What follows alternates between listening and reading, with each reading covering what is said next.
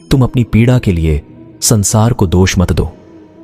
अपने मन को समझाओ, तुम्हारे मन का परिवर्तन ही तुम्हारे दुखों का अंत है। जीवन को भगवान से जोड़ दो, सब भगवान पर छोड़ दो। शांत रहना सही है, पर जब गलत हो तब नहीं।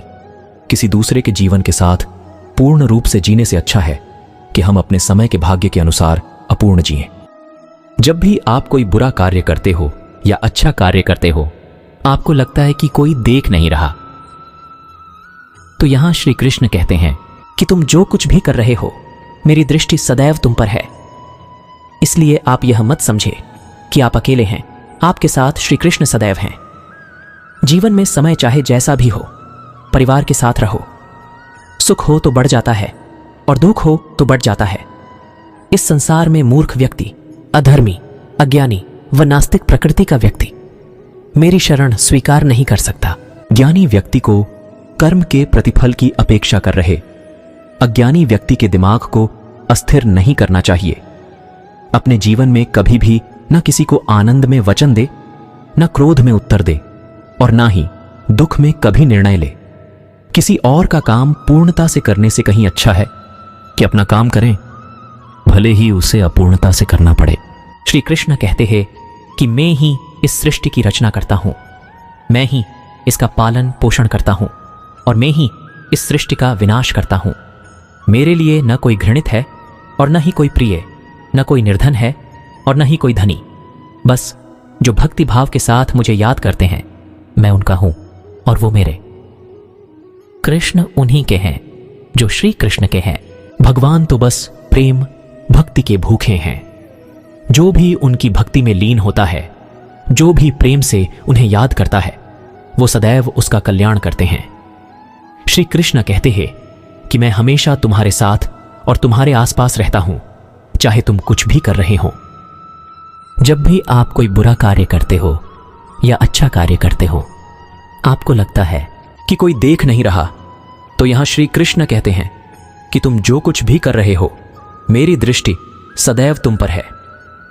इसलिए आप यह मत समझे कि आप अकेले हैं, आपके साथ श्री कृष्ण सदैव हैं।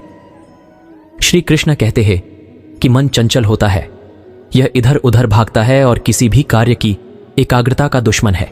लेकिन यदि यह व्यक्ति के वश में हो जाए तो इससे अच्छा कोई मित्र नहीं है। मन को एकाग्र करना जरूरी है, बस थोड़े से प्रयास और अभ्यास की जरूरत है। मनुष्य की इच्छाएं अनंत है। यदि इच्छाएं पूरी नहीं होती तो क्रोध बढ़ता है, और इच्छा पूरी होती है तो लोभ बढ़ता है। इसलिए जीवन की हर स्थिति में धैर्य बनाए रखे तथा इच्छाएं सीमित रखे।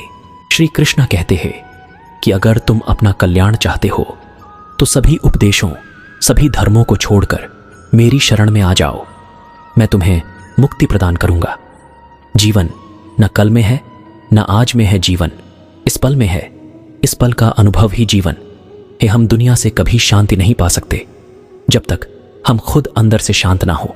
मनुष्यों को मोह माया में पड़कर अपने कर्तव्य को नहीं भूलना चाहिए।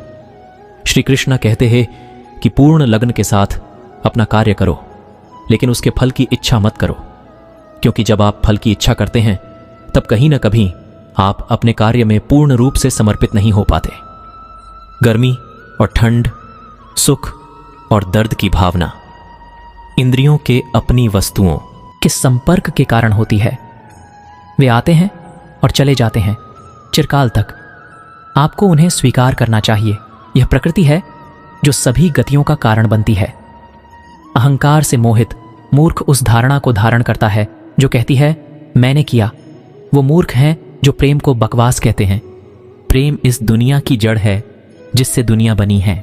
जो कुछ हुआ अच्छे के लिए हुआ, जो हो रहा है अच्छे के लिए हो रहा है, जो होगा वह भी अच्छे के लिए ही होगा। तो सकारात्मक रहो और अपना कर्म करो। जिस प्रकार श्री कृष्णा जी ने अपने ज्ञान से राह भटके अर्जुन को सफलता प्राप्त करवाई थी, उसी प्रकार भगवान श्री कृष्ण आप सभी को अपने जीवन में आगे बढ़ने की राह दिखाए, यह हमारी कामना है।